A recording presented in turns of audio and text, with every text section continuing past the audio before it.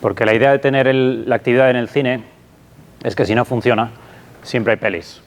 Hay un montón de películas que podemos elegir, ¿no? El único problema es que las películas van a ser en español, ¿no? Yo como vivo en Inglaterra, a mí las películas obviamente siempre me vienen en versión original. Cuando voy a España y escucho las películas en español, me ocurre lo que probablemente les ocurre a todos ustedes. Te entra, ¿no?, dolor en el higadillo, ¿no? Entonces, pero bueno, yo siempre quise dedicarme a esto, al cine. Una vez le dije a mis hermanos, un día vendréis a verme al cine. Y aquí estoy. Es la verdad, ¿eh? Y entonces, claro, yo aprendí a hablar como en las películas. Tío, ¿qué está pasando? Vamos, persigue ese coche, hay que pillarlo. Quiero saberlo todo sobre ese tío. ¿No? Bueno, el caso es que todos son ventajas. Las luces están apagadas, si alguno quiere desconectar, mientras no ronque, nadie se va a dar cuenta, ¿vale? Luego encendemos las luces al final, ¿eh? Y luego otra ventaja es eso. Si en algún momento dado decís, mire, oiga, ya corte el rollo, ponemos una película y no le decimos nada al padre, ¿no? Ya está, no se entera, o sea, lo mismo da. Eso sí, con palomitas, ¿no? Y a Coca-Colas y ya vamos a por todo. Bueno, entonces la familia, suelo empezar siempre con una cita muy significativa. Esto es de don Carlo Caffarra, que fue arzobispo y a quien San Juan Pablo II le encargó iniciar los estudios, un instituto sobre estudios de matrimonio y familia en Roma. Entonces San Juan Pablo II empezó un instituto y le encargó allí a este arzobispo, Carlo Caffarra, Monseñor Carlo Caffarra, empezar el instituto. Así, sin más indicaciones, para fomentar matrimonio y familia. Entonces él cuenta que lo primero que hizo, que es lo que solemos hacer gente con fe, fue buscar gente que rece por ti. Entonces le mandó una carta a la que fue vidente de Fátima, Sor Lucia. Entonces la carta tenía que mandarla a través del obispo, y del obispo le llegó a la monja y le pedía oraciones, le explicaba cómo San Juan Pablo II le estaba pidiendo empezar este instituto y necesitaba oraciones para que todo fuera bien. Él no esperaba nada más, ninguna respuesta, pero hubo respuesta. Cuenta que al cabo de unos meses le llegó una carta muy larga de Sor Lucia, la vidente de Fátima, y dice, para mi sorpresa, eso, me llegó una respuesta muy larga, y allí decía: la batalla final entre el Señor y el reino de Satanás será acerca del matrimonio y la familia. Pero no tenga miedo, dice. Cualquier persona que trabaje por la santidad del matrimonio y la familia siempre se le combatirá, se le opondrá en todo sentido porque esta es una cuestión decisiva. Pero no tema porque la Virgen ya le ha aplastado la cabeza. Acabar siempre con, ¿no?, aplastado la cabeza es la esperanza del cristiano. Bueno, pues la batalla es en la familia. O sea, muchas veces cuando uno dice, bueno, ¿qué podemos hacer? Los problemas que tiene la Iglesia, la familia. Los problemas que tiene el mundo, la familia. Decía San Juan Pablo II, así como va la familia, así va la nación, así va el mundo en que vivimos. Si la familia no funciona, no tenemos que buscar más responsables. El problema es la familia, la solución sigue siendo la familia. Entonces, promover la santidad en la familia es cómo vamos a cambiar el mundo. Cambiamos el mundo desde casa. Ahora que con la pandemia mucha gente está trabajando desde casa, pues vamos a cambiar el mundo desde casa, que es lo que hacemos los cristianos, ¿no? Bueno, pues la santidad en casa, y esta es la primera idea, la santidad no es una cosa que se explica. La santidad es una cosa que se contagia. La santidad, como todas las virtudes, no se explica. Cuando uno tiene que explicar mucho es que está mostrando muy poco. Porque una imagen vale más que 1000 palabras.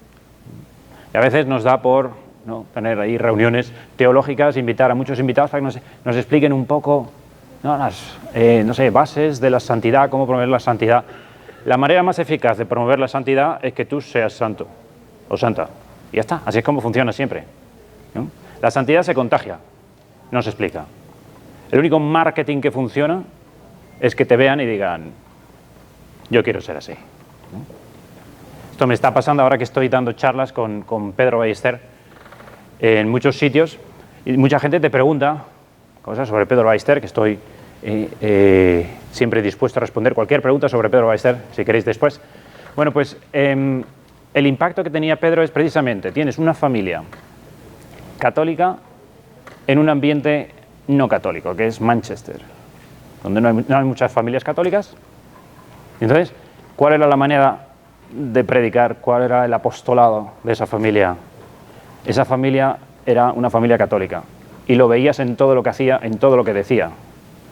El testimonio es, los ves y dices, ¿no? Entonces, me ocurrió varias veces esta misma frase en el hospital, cuando la gente venía a ver a Pedro, gente que no conocía a Pedro de nada, gente que, enfermeras o médicos o gente que venía a visitar a otros pacientes, se encontraba con Pedro, con su familia, y la frase era, ¿qué tiene esta familia de especial? O sea, al final, una familia cristiana lo único que hace es pegarte, ¿no?, un flash, para que te despiertes y dices, ¿qué tienen ellos que no tengo yo? Eso es un apóstol. El apóstol es el que va por ahí, no va pegando discursos, va dando ejemplos, ¿no? Todo lo nuestro es dar ejemplos. Bueno, pues, ¿qué hacer para fomentar santos? Pues juntarse con los santos. Júntate con santos y acabarás siendo santo. Esto funciona para cualquier virtud. Si una persona quiere ponerse en forma, pues búscate amigos que salen a correr y vete a correr con ellos. Es lo que hay. O sea, así como son tus amigos, así te va. Y cuando estaba en la universidad teníamos un bar en la universidad que se llama Bar La Biblioteca. Entonces, claro, tenía grupos de amigos que iban, no, ¿dónde vamos? Vamos a la biblioteca. Y dices, ¿me voy con ellos o no? Ah, depende de qué biblioteca. Había dos. Una que había libros y otra cervezas. Y podías elegir, ¿no? Y tenías amigos en los dos. Entonces, ¿tú con quién vas a ir? Pues dependiendo de quién quieras ser, ya te buscas la compañía, ¿no? Entonces, la santidad es también trabajo grupo. Y el primer grupo es la familia, ¿vale? Pero si quieres ser santo, júntate con los santos. Esto lo han hecho siempre los santos. Incluso, y precisamente porque vivimos en territorio enemigo. Así lo han hecho los primeros cristianos. Los primeros cristianos, como los cristianos ahora que viven en países con minorías, no iban dando lecciones, iban dando ejemplo. Al final la santidad era contagiosa. La gente veía a los primeros cristianos y decía, estos tienen algo especial. A veces los veían incluso en el circo romano muriendo. Y morían. Y cuando los romanos pensaban que habían acabado con ellos, decía Tertuliano, más cristianos salían. La gente decía, esto es especial, ¿no? Bueno, pues la manera de vivir la vida cristiana. De la santidad como trabajo en equipo. Mi vida cambió hace unos años cuando me nombraron postulador de la causa de beatificación de Pedro Ballester, ¿vale? Y estuve haciendo ese trabajo hasta hace poco. Yo ya no postulo, ¿eh? Pero como postulador, tu misión es la instrucción de la causa, ¿sí? El primero que recibe todos los documentos, organiza todo y promociona la causa, explicándoselo al obispo y solicita la apertura de la causa y todo. Entonces, es mucha investigación, tienes que entrevistar a gente, tienes que conseguir testimonios, tienes que probar que esta persona, es una persona que vale la pena investigar, puede ser santo. Y entonces me estuve leyendo, obviamente, procesos de beatificación de otros candidatos para ver cómo se había hecho y cómo hacerlo. Entonces me salió una anécdota muy graciosa que la uso mucho también. Este era don Eduardo Ortiz de Landázuri, doctor. Entonces cuenta el postulador que cuando murió don Eduardo, pues ya se dieron cuenta, este hombre es santo, igual compensa abrir la causa de beatificación. Y entonces su primer trabajo fue entrevistar a la gente. La primera entrevista es siempre a los que están más cerca, en este caso, la viuda. Entonces cuenta que fue a ver a la viuda, Laurita, y estuvo como 2 horas hablando con ella. Estuvieron ahí saliendo temas, y luego volvió a casa y se encontró al vicario. Pues había estado 2 horas hablando con la viuda sobre don Eduardo Ortiz de Landázuri para ver si la viuda piensa tu marido era o no era un santo. Acabó la entrevista, volvió a la casa, se encontró con el vicario y el vicario le pregunta, ¿qué tal la entrevista? Y el postulador le dice, mire, don Eduardo probablemente es santo, pero no hay ninguna duda de que su mujer es santa. O sea, la santa es ella, ¿no? Y dice, efectivamente, ¿qué ocurrió? Pues que esperaron a que la viuda también se fuera al cielo y entonces ahora ya la causa la junta a los dos y estoy seguro de que es equipo ganador. Esto es como jugar tenis dobles. O sea, ¿no? Si en un lado tienes a Raducanu y en el otro lado tienes a Alcaraz, ¿no? Entonces, en este caso, la mujer está subiendo puntos al matrimonio en la causa de beatificación. Pero entonces, aquí los santos somos todos. Nos santificamos juntos, ¿no? Y es otra de las cosas que a veces ocurre cuando doy mi charla sobre Pedro Ballester, y entonces, especialmente mamás conmovidas durante la charla y te dicen, qué suerte tuvieron sus padres con un niño así. Y mi respuesta es siempre la misma. Tú tienes que conocer a los padres. Qué suerte tuvo ese chaval de tener unos padres así. O sea, la santidad es trabajo en equipo, ¿no? O creamos un ambiente en el que todos nos sale más fácil hacernos santos, o efectivamente la cosa se complica, ¿no? Bueno, pues la familia tiene que ser una fábrica de santos, y la fábrica de santos es un poco en serio, y trabajamos todos, ¿no? Entonces, ¿por qué el enemigo ataca a la familia? Porque destruyes la familia, destruyes todo, ¿sí? Bueno, pues ahí le damos vueltas y sale la respuesta de todo. O sea, ¿qué puedo hacer por mi hijo? Que es un... puntos suspensivos. Rellene el hueco, ¿no? ¿Qué puedo hacer por mi marido? Que el pobre es un... Eso ya rellena el hueco. ¿Qué puedo hacer con... Mira, ¿qué puedes hacer por tu hijo? Dale una madre santa. ¿Qué puedes hacer por tu marido? Dale una mujer santa. Tú, chico, ¿qué puedes hacer por tus padres? Dale un hijo santo. Tú, hermana, ¿qué puedes hacer por tu hermano el pesado? Dale una hermana santa. Así es como funciona el flujo en la familia. Uno puede cambiar solo uno mismo, pero tiene que proponérselo, ¿sí? O sea, no podemos ir exigiendo que los demás vayan cambiando si nosotros no vamos cambiando. Esto es una idea que iré desarrollando, pero en clave práctica, una conversación real que tuve con un padre me contó lo siguiente. Estaba un día el niño pesado. El niño se pone pesado de vez en cuando, es cíclico, ¿vale? Le ocurre cada 100% de las veces, se pone pesado, ¿no? Y entonces el niño estaba ahí un poco pesado y el padre le dijo lo que fuere, le contestó mal, y entonces le dice, ¿tú crees que Jesús le contestaría así a su padre? Claro, si esto se lo dices a un niño de 7 años, pues igual se lo traga. Pero este tenía 12, ya tenía más sinapsis. Le contestó. Le dice, ¿tú crees que Jesús contestaría así a su padre? Y le dice el chaval, mira papá, cuando tú seas como San José, te contestaré como... No, o sea, aquí no vale jugar la mitad del juego, ¿sabes? O sea, Jesús no le contestó a su padre por su padre San José. Si Jesús hubiera tenido un padre como tú, seguro que te habría contestado también. O sea, ¿no? Aquí todo el mundo, ¿sabes? Defiende tu cuadro. Dices, ¿cuál es el cambio que esperas en los demás? Conviértete en el cambio que quieres ver, ¿no? Bueno, pues eso, la familia como trabajo en equipo significa, oye, ¿qué puedo hacer yo? ¿Qué puedo hacer yo? ¿Qué puedo hacer por mi hijo? Ser santo. ¿Qué puedo hacer por mi mujer? Ser santo. ¿Qué puedo hacer? Dar a los miembros de tu familia un santo más. O sea, y por esa única visión, o sea, solo puedes cambiarte a ti, no puedes cambiar a los demás. Los demás cambiarán según tú cambies, a través de tu cambio. Como decía San Juan, pon amor donde no hay amor y sacarás amor. O sea, ¿quieres que cambie? Conviértete en motor de cambio, ¿no? Crear un ambiente de santidad, hacer la santidad fácil, pónmelo fácil. Porque la santidad, lo mismo, la santidad no se puede falsificar, la santidad no se puede imitar, no se puede disimular o simular, no se puede cubrir. La santidad se ve y es atractiva, y eso es lo que la gente busca, muéstramelo. Así funcionaron los primeros cristianos y así funcionó Cristo y los apóstoles. Los primeros cristianos no iban por ahí extendiendo el Evangelio con el Evangelio. El Evangelio eran ellos. No tenían catecismo para enseñar el catecismo, no tenían una lista de puntos doctrinales para explicar. Era la vida. Y la gente los veía funcionar y ya está. Bueno, pues si la santidad no se puede imitar, eso es lo que espera la gente. Que cuando te vean digan, ahora entiendo a los cristianos, ahora entiendo el cristianismo. Ahora lo veo. Pues imitar, eso, solo se puede imitar a Cristo. Y cada uno es una versión de Cristo.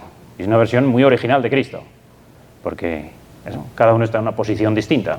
Tu imitación de Cristo no es la mía, ¿no? Versión original sin subtítulos, sin ediciones, ¿no? También la contaron de un converso en Inglaterra. que se empezó a interesar por la religión católica, era anglicano, y entonces fue a una librería católica allí, St. Paul's, que está al lado de la catedral de Westminster. Y entonces llegó allí y preguntó, así, bibliografía católica, quería un libro para leer. Pues, ¿qué quiere? Sea específico. Dice, pues dame un clásico, ¿no? Y entonces le sacaron ahí el Kempis, Imitación de Cristo. Y dice, oiga, no fastidie, yo no quiero imitación, yo quiero el real. A mí no me vas a falsificar aquí, yo quiero el Cristo auténtico, ¿no? Bueno, pues la imitación es que aquí todos somos una imitación de Cristo, ¿no? Bueno, pues enseñar en casa, aprender en casa. Al final, lo que uno aprende en casa es la lengua materna. Esto funciona. La lengua materna, lo que aprende uno en casa. La lengua materna también es la religión. Es lo que se aprende en casa. Era muy llamativo cuando conocí a Pedro Ballester que, claro, en Inglaterra muchas veces las iglesias están cerradas, porque el párroco es párroco de muchas iglesias y entonces cuando no está, pues se cierra. Entonces él aprendió a hacer la visita al Santísimo delante de una iglesia cerrada. O sea, cualquiera diría, pues no se puede hacer la visita porque la iglesia está cerrada. No, se puede. Se puede, o sea, Cristo sigue estando dentro. Para que el sagrario es inmenso, es una iglesia, pero está ahí. Entonces él, delante de la plaza, hacía la visita. Esto es catolicismo de supervivencia tras la línea enemiga. O sea, hay que ser creativo. ¿Cómo voy a hacer mi piedad? Entonces, claro, cuando él tenía la oportunidad de hacer la visita en una iglesia abierta, imagínate cómo iba, ¿no? Estas son cosas que uno aprende de pequeño. O sea, uno ve rezar a sus padres, uno escucha, ¿no? Y espero que eso también funcione en vuestras casas. O sea, la gente aprende en casa. Y no porque le den lecciones, sino porque sale.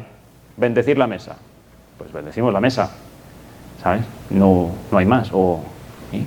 Una clásica en mi familia, no sé si existe en la vuestra, pero cuando yo era pequeño íbamos todos ahí en el carro, era buscar plaza de aparcamiento y era imposible. Y entonces el papá decía, bueno, vamos, hola mamá, mi mamá, vamos a rezar a los ángeles custodios para encontrar una plaza, ¿no? Y entonces ahí estaba todo el mundo peleándose para ver qué ángel custodio iba a conseguir la plaza, ¿no? El mío es más eficaz, ¿no? El tuyo y tal, ahí todo rezando. Y la discusión siempre acababa igual. Podías pasarte 1 minuto, 2 minutos buscando plaza para aparcar y de repente mi padre decía, bueno, dejadlo ya que ya he encontrado una.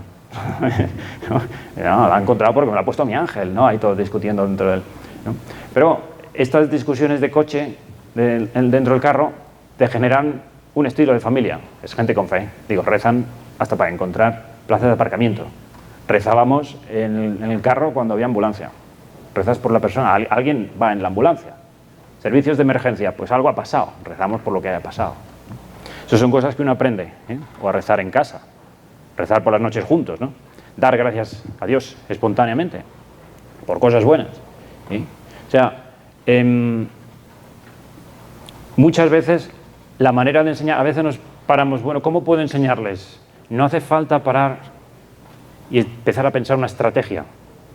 Si somos lo que tenemos que ser, no hace falta ninguna práctica.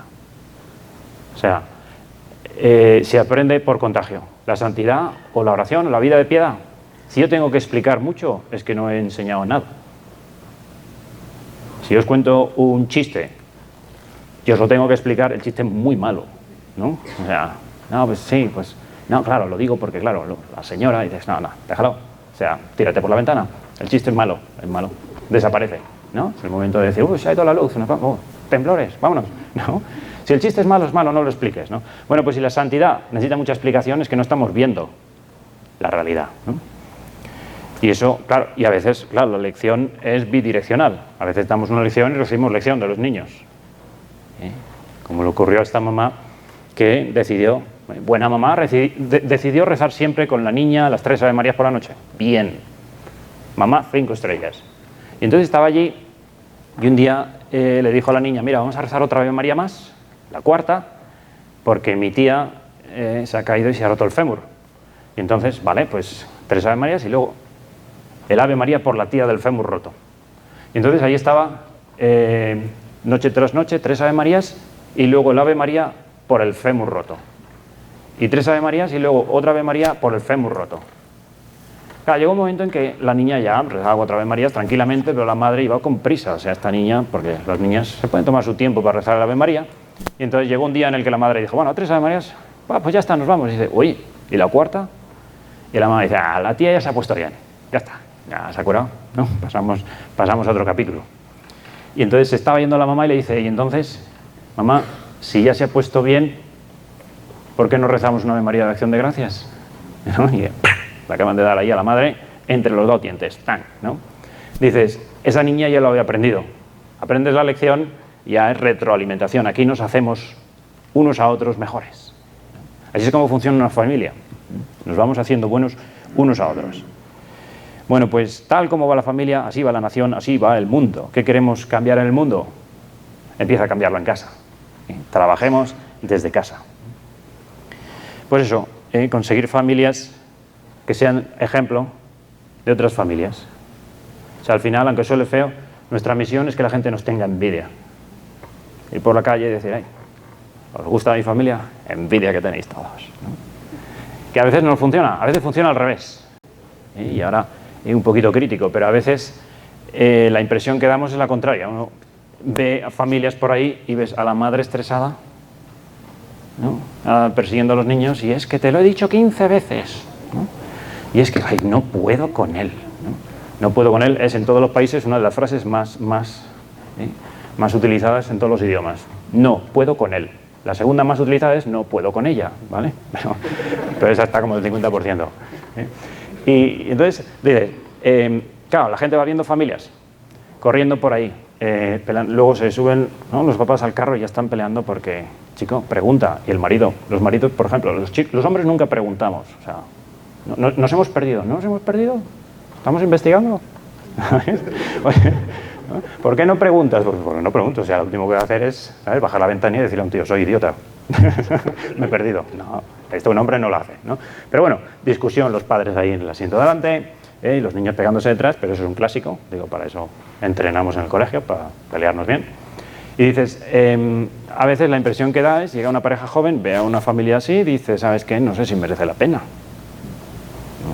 O sea, ¿qué propaganda le estamos haciendo al matrimonio o a la familia con nuestra propia familia, ¿no? Y luego convertirse, y esto sí que ya es modo práctico, ¿qué puedo hacer yo? Eso es llevárselo a la oración. O sea, ¿qué puedo hacer yo? Como soy español y fan del fútbol español, teníamos hace unos años, cuando la selección española estaba en el top, teníamos un jugador que era clave, pero que estaba discretito ahí en el centro del campo. O sea, al final los jugadores de los que todo el mundo tiene fotos son los que marcan los goles, o el capitán del equipo que levanta la copa. Pero nosotros teníamos a Xavi Hernández ahí jugando en el centro, tío discretillo. Entonces, la clave de Xavi Hernández, y que lo decían los demás, porque claro, luego la gente va a interrogar a Iniesta, cuéntanos, no, Torres, cuéntanos, o Fábregas, cuéntanos. Y decía, es que jugar con este hombre me hace mejor jugador. O sea, me hace jugar mejor estar con este hombre. Y él estaba ahí en el centro discretamente repartiendo balones que luego se convertían para aquellos balones de oro, ¿no? Bueno, pues, ¿cómo me puedo convertir en un jugador que hace mejores a los jugadores?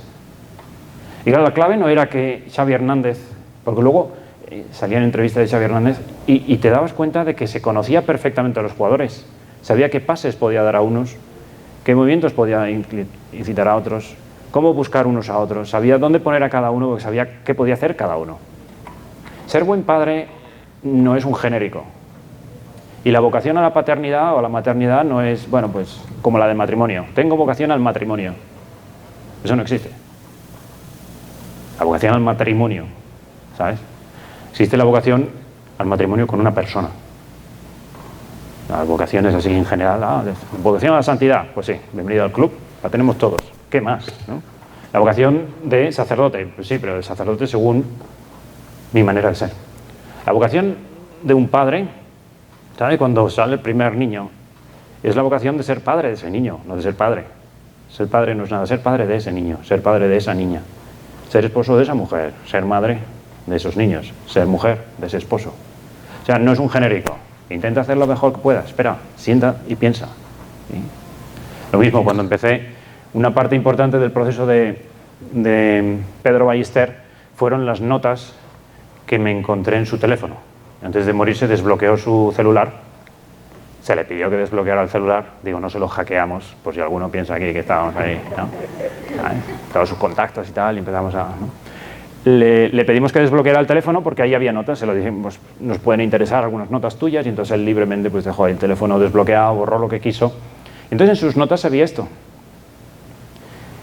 Aparecía mamá, aparecía papá, aparecía Carlos, aparecía Javi, sus hermanos.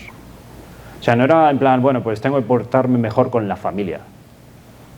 ¿La familia qué? La familia Trump, ¿no? O sea, especifica, o sea, ¿qué vas a hacer con papá? ¿Qué vas a hacer con mamá? Y cuando el examen de conciencia ponía, me falta paciencia con, ahí aparecía un nombre. No decía, me falta la paciencia. Dios, dame paciencia. Porque si me das fortaleza mato a todos, ¿no? No, dame paciencia. Dices, convertirse en un jugador de equipo significa conoces a tu equipo. O sea, una familia santa no es genérica. Es cómo santifico yo a este hombre, con sus peculiaridades. Cómo santifico yo a este niño. Cómo le ayudo a ser más santo, ¿no? Entonces paso, ya aterrizando en la fase práctica. Esto es, también soy fan de ciclismo. Y soy británico, ¿no? Entonces os voy a colocar una pequeña historia de ciclismo en Inglaterra, porque os veo súper entretenidos, con las luces apagadas, ¿eh? No me tiráis palomitas porque no tenéis palomitas, pero bueno. El ciclismo británico ha sido históricamente de lo peor que ha existido.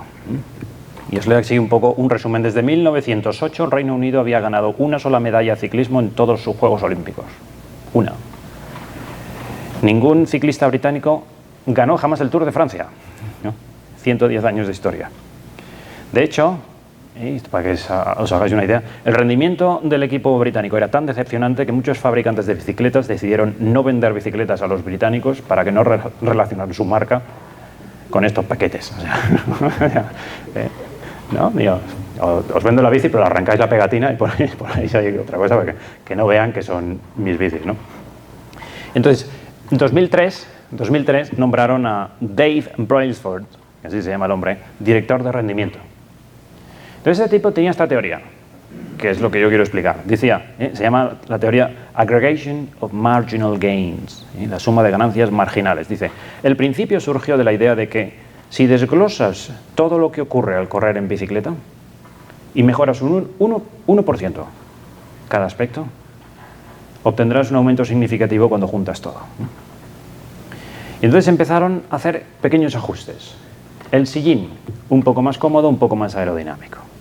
Las ruedas, las frotaban con aceite, dice alcohol para mejorar el agarre. Las mallas, las tenían calientes antes de empezar para que ya el músculo estuviera calentito antes de empezar la carrera. Decía, bueno, biofeedback, le cambiaron ¿no? Fueron probando telas en el túnel de viento para cambiar toda la equipación. El cuadro, geles para recuperación muscular que fueron un poco más efectivas, cambiaron las almohadas, cambiaron los colchones, cambiaron los frenos, cambiaron todo. O sea, poco a poco dices un 1%. ¿Cómo puedo mejorar un 1% el manillar? ¿Cómo puedo mejorar un 1% el casco? ¿Cómo puedo reducir el peso un 1% del casco? ¿Cómo puedo mejorar un 1% la eficacia del pedaleo? ¿Cómo puedo reducir la resistencia de la cadena un 1%? ¿Cómo puedo mejorar la resistencia de la rueda un 1%? Y se pusieron a investigar y empezaron a hacer todo aquello. Y el resultado es este. O sea, en 5 años, 5 años, Juegos Olímpicos de 2008, el equipo británico ganó el 60% de las medallas de oro. De tener una en toda su historia, al 60% de las medallas de oro. 4 años más tarde, en Londres, establecieron 9 récords olímpicos, 7 récords mundiales. Y ese año ganó el primer británico el Tour de Francia, Bradley Wiggins. Y al año siguiente otra vez lo ganó Chris Froome, que ganó 4 veces. ¿No? En 5 años, en 6 años ganaron 5 veces los británicos, ¿no? Entre 2007 y 2017 ganaron 178 campeonatos mundiales, 66 medallas olímpicas, paralímpicas y 5 victorias del Tour de Francia, ¿no? Y dices, estaba bien planteado el asunto. O sea, los británicos no eran tan paquetes. Son paquetes, pero no tanto. O sea, era cuestión del 1%. Entonces, esto viene a cuento de que a veces se nos hace un mundo y dices, bueno, ¿y qué cambiamos aquí? O sea, mi familia es un desastre, típica declaración después de una mala noche. Todo es un desastre. Y dices, vale, pero ¿qué cosas se pueden mejorar? Poquito. O sea, un 1% todo el mundo tiene capacidad de mejorar un 1%. Y a veces es la manera de hablar, ¿no? Cuántas veces la queja es precisamente, mira, es que me contestas con un tono, ¿no? No es lo que dices, es cómo lo dices. Y, ¿no? Ese es el tono de voz que tengo. El tono de voz se puede cambiar todo, ¿no? Un 1%. A veces el esfuerzo es eso, mínimo, es sencillamente pensar, ¿cómo puedo mejorar la capacidad de hablar con mi padre? O sea, si yo sé lo que a mi madre le pone nerviosa, y todos lo sabemos porque somos profesionales del tema, o sea, la mamá no disimula, uy, no sé si está nerviosa, lo sabe todo el vecindario, o sea, está publicado ya en Instagram. Todos sabemos lo que le pone nervioso a todos. Oye, ¿cómo puedo reducir un 1% la tensión arterial de mi madre?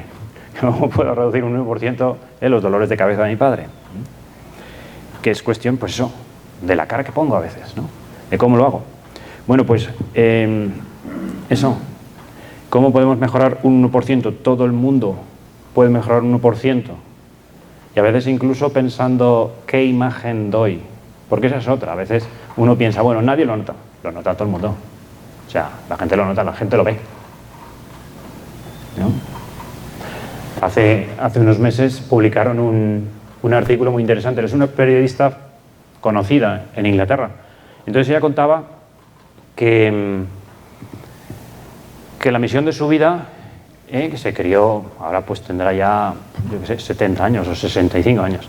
Cuando ella era joven, abrirse camino como periodista en el mundo en el que estaba, pues era todo a codazos, y entonces su misión en la vida era demostrar eso, que la mujer puede subir el escalafón, igual que el hombre, y decía, su prioridad, prepararle a su hija una vida mejor, darle a su hija todas las oportunidades del mundo. Y efectivamente su hija fue a colegios privados, sacó buenas notas, acabó yendo a Oxford, sacó buenas notas en Oxford, o sea, consiguió lo que se había propuesto, darle a su hija la mejor educación del mundo. Entonces el artículo era cómo fracasé, decía, ¿no? Y el resultado del artículo fue que al final la chica le decía que ella quería ser ama de casa. O sea, después de conseguir su título en Oxford, dice, ella quería ser ama de casa. Y la pobre mujer le pregunta, ¿por qué?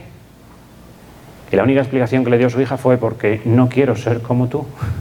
Y dices, bueno, ya, ¿no? Te han dado. O sea, que al final de toda tu vida, de toda tu carrera, y todas tus prioridades, y todos tus trabajos, y todos tus, ¿no?, achievements, todo lo que has conseguido en tu vida, tu hija diga, bien, pero es que no quiero ser como tú.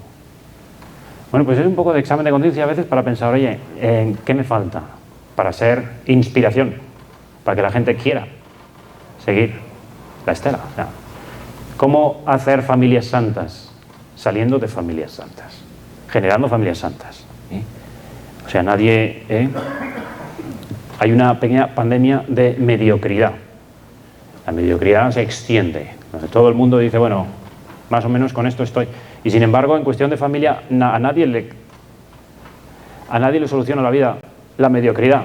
No, yo aspiro a tener un padre mediocre.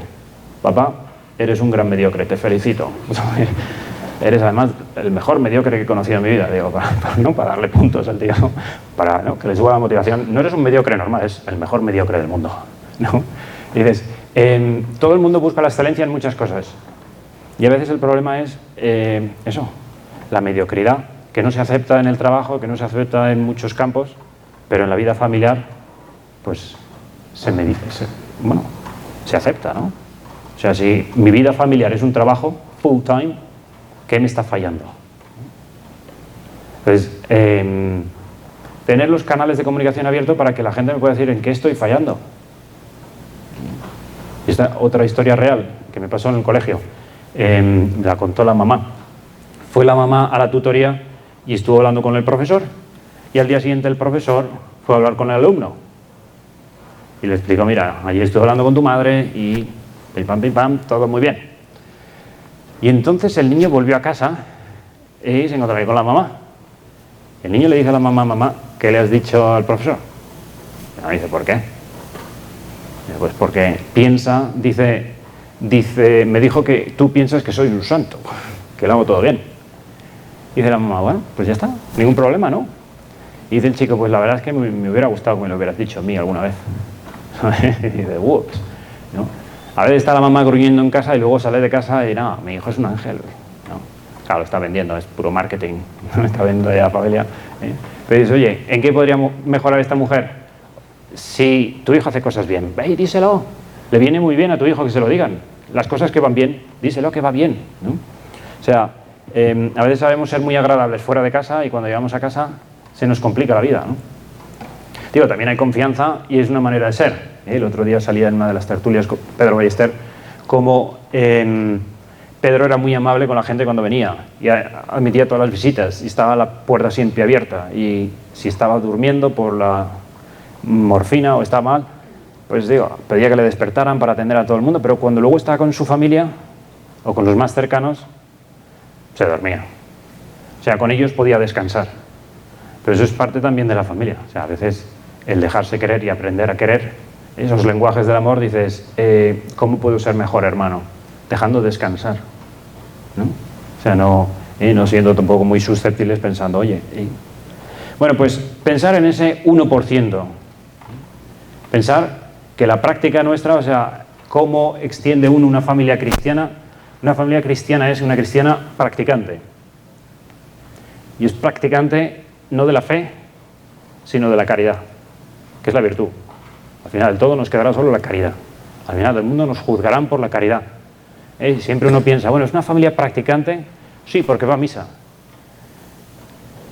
Bueno, pero ¿es practicante de la caridad o solo de la fe? O sea, los fariseos en tiempos de Jesús también eran muy practicantes, pero no practicaban la caridad. Una familia católica practicante es un faro que da luz y la gente lo ve y entonces te activa. Dice, el objetivo de una familia católica que funciona practicando la caridad es que la gente te mira y dice, ¿qué tienen ellos que no tenga yo? Y ese era el efecto que tenía Pedro. O sea, cuando luego se muere Pedro y en el funeral empezaron a aparecer muchos testimonios, mucha gente, y aparecieron conversiones. Y había gente que se bautizaba, había amigos que se bautizaron, había gente que se convertía a la Iglesia Católica.